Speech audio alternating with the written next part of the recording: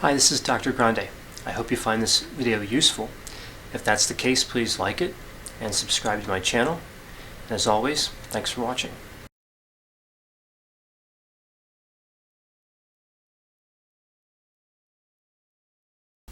Hello Ashley, how you doing today? I'm doing all right. You're doing all right? Mm-hmm. I understand that you've been going through a bit of a rough time. You know what's going on? Yeah, me and my husband separated, and it's really hard because this is my second divorce, I guess. We're getting a divorce, and So you're just separated? When was that? um, probably about a month ago. About a month ago. And you know from that time it's going to end up in a divorce? Yeah, I think we're ready for that. Obviously, you have to wait and everything, but it's up. All right. So this has been a tough time for you. Yeah, it's a lot. I mean, I've already been through this once, and it's just really hard to have two failed marriages. So this would be your second divorce. And when was the first divorce? It was about 10 years ago. A painful memory? Yeah, it got really nasty, and it's so sad to see something with someone that you cared about so much just end so badly, and it's just so difficult. It kind of, I don't know, it just makes me feel like, I don't know, I've just been having thoughts about hurting myself, I guess, because it's just a lot to deal with. This idea of having to go through all this again, kind of overwhelming? Yeah, I mean, there's so much to deal with. You know, going to court, the kids' custody, all the money, dividing up everything we own, all the drama and the fights, and, you know, who's he dating, who am I dating, and, you know, having to tell people that I'm getting another divorce. You know, people who went to my wedding, having to tell them that I'm getting another divorce. It's just embarrassing. It's sad. And all this has led to thoughts of hurting yourself. Yeah. When did those thoughts start? I don't know. I mean, I think I've always had them on and off. Mm-hmm.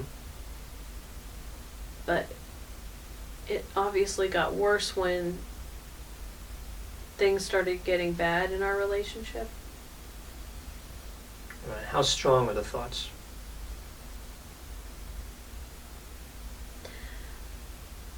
I don't know. I don't know how to answer that. Do you know about how much of the day they take up? Is it something that's happening all the time, occasionally?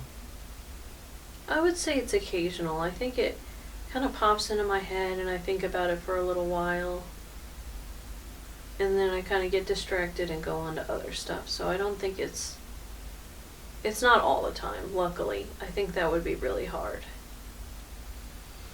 So occasionally you've been having thoughts of harming yourself. Do you have a plan of how you'd harm yourself? No, I mean, no, not really. No. Do you plan on carrying it out? Do you intend to hurt yourself? I don't think so. I don't know. I don't think so. So mostly just these painful thoughts of wanting to hurt yourself. Yeah. This has happened before. These thoughts have happened before. Mm-hmm. And this situation, in a manner of speaking, has happened before.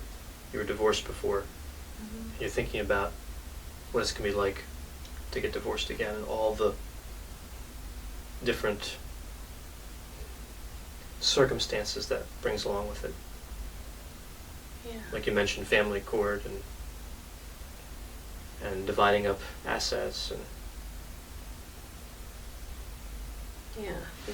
It's a lot. It's really overwhelming to think about having to go through that all again. I mean, I know how extremely painful it was the first time, and the second time I thought, this is really going to work. This is not going to be like that. And I thought that I had figured out how to do things differently, and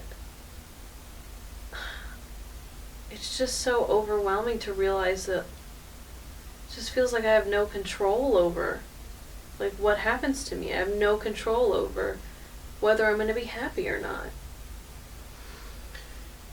so it's the uncertainty. Part of it's the uncertainty, lack of control over the situation.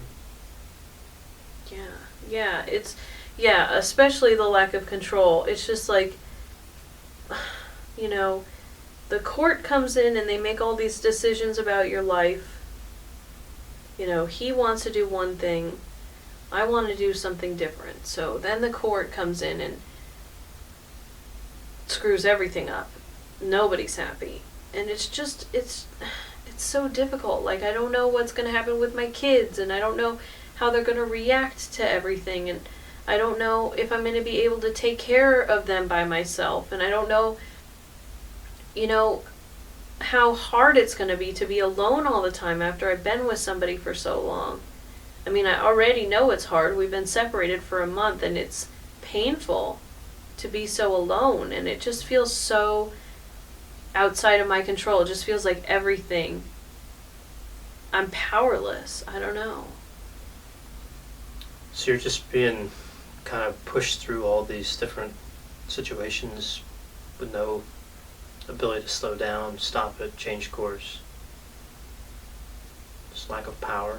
Yeah. I mean, that's how it feels. And sometimes when contemplating that lack of control, you have these thoughts that it might be better to not be here.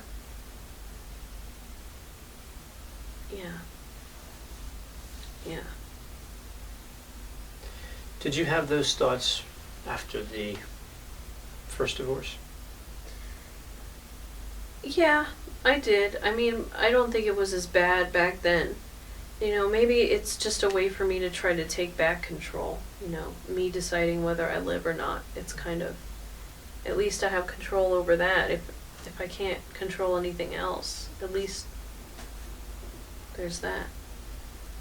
So the comfort you take in those thoughts is the idea that you can have power in the situation.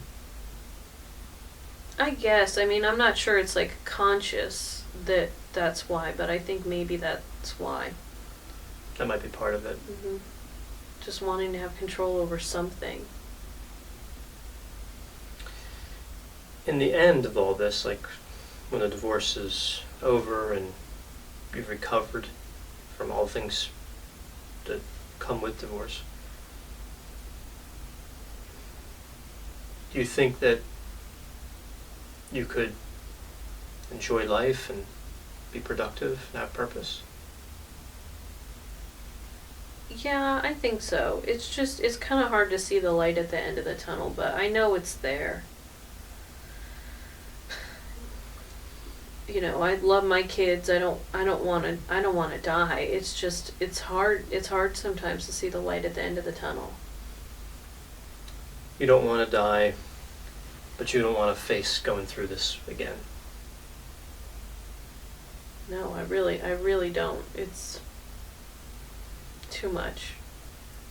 And at the same time, you can kind of picture getting through it, even though it's tough, and you can picture yourself being happy again. Yeah, I can. It's hard to believe it. I mean, it's hard, but I think it's true. All right. I'd like you to work with me on a safety plan, if you'd be okay with that. What does that mean? Well, you have some suicidal thoughts. They've been bothering you, and this significant stressor in your life. And I think it'd be a good idea to have a plan in place so that if those thoughts become more powerful, if your feelings become worse in terms of sadness, that you have some steps that you can follow to make sure you're safe. Okay. Are you worried I might hurt myself?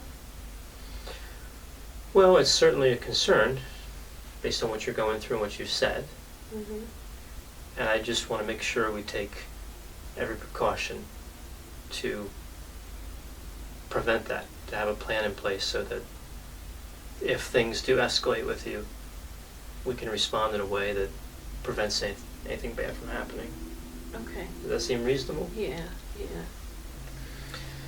Do you have any family supports as you're going through all this? Yeah, I'm staying with my sister right now, and I mean, she's great. She helps with the kids and everything, and she's my best friend, so she's really supportive. Okay, so your sister, Mm-hmm. a major figure in your life, a Mm-hmm. major positive figure in your life. Any friends you can rely on? Not really. I mean, I have friends, but none that I'm that close with that I would want to talk about these things with. I mean, I can talk about the divorce, but I don't want to, tell people about my thoughts. Okay, so they can support you to a degree. Yeah. You just wouldn't want to tell them everything that's going on. But your sister, you feel like you can talk to. Mm-hmm. Yeah, I think so. It'll probably be hard, but I think I could. All right, so should that be in your plan, maybe the first line of defense if these suicidal thoughts get stronger? Talking to your sister? Yeah, I mean, I think that makes sense. That's probably what I would do. All right, and that would probably help most of the time. Yeah. Mm-hmm. At the same time, if you could, call into me, and we'll make sure to get you in quickly for an appointment. Mm-hmm. Right, kind of at that same level. If you talk to your sister and you're still a little worried, make sure you call in. Okay. What if it gets past that? What if you talk to your sister, you still don't feel too much better, you call in to me, make an appointment, but things still are not going well? Would you be okay contacting a crisis line if I give you a number for that? What's a crisis line? There's a number set up here where you can call and they can kind of talk you through the crisis that's going on in terms of like suicidal thoughts, something like that, and they can respond accordingly. Sometimes you just talk to them. Certainly, as I mentioned, you'd be coming in to see me as soon as we get that scheduled. They could also, in extreme cases, send out emergency personnel. Yeah, I think I could do that. I don't think I would need that, but if I did, I could call them. Okay. So if the thoughts get stronger, get worrisome, talk to your sister. At the same time, call in here. Of course, I'm only around the day, so I want to make sure we have a plan that covers when I'm not here. Gets worse, call crisis. And how about if things get really bad to where you really feel like you're going to go through with it? Be okay to have calling 911 as that last part of the plan? What would they do if I called 911? Well, it depends on how bad things are in terms of how strong the suicidal thoughts are and what's going on. But in all likelihood, probably send somebody out to transport you to the hospital. Okay. Yeah, I mean, I could do that. Like I said earlier, I don't think that I'll need that, but if I needed to, I could do that. Okay. So we'll put that as part of the plan, even though it doesn't seem likely you'll need that, but Mhm. it's there. I guess you never know what you're gonna need, but It's good to have those resources I just don't want available. you to be worried or anything. Well, I am worried about you, but I feel like you are taking the right steps with me now to help protect yourself. All right, so I'd like to take a moment and kind of write that plan down Okay, and make sure you have a copy and get to read through it before you leave. okay. I know that what you're going through must be terrible, and you wish you could avoid it. Yeah, yeah. Try to keep in mind that you have survived this before, and that you can picture a time when this is over and you'll be glad you're alive. Okay. I mean, yeah, I do. I don't want to die. I have my family and everything. It's just hard sometimes. Yeah, this is a tough experience, and you've been through this before. You know it's painful, so it's understandable you wouldn't want to go through it again. Yeah. I just don't want suicide to be the the end result. Yeah, me neither. Me neither. All right, so it sounds like you understand the plan, and you're kind of looking at things a little bit more positively. Is that accurate? Yeah, yeah, I mean, I think so. All right. Would you be okay? I know I see you every week. Would you be okay this week coming in 2 days just to check in with me? Yeah, I think that would be fine. All right. So I'll get that safety plan together, and I'll find a time on the schedule so I can see you in a couple days. And if anything happens between then, of course, we talked about the plan, talking to your sister, calling in, crisis, and then, if need be, 911. Okay? Yeah. I'll get that together for you, and we'll get you on the schedule for a couple days from now.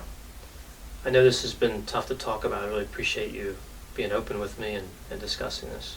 Yeah, well, I thank you because, I want to stay safe too. And I appreciate,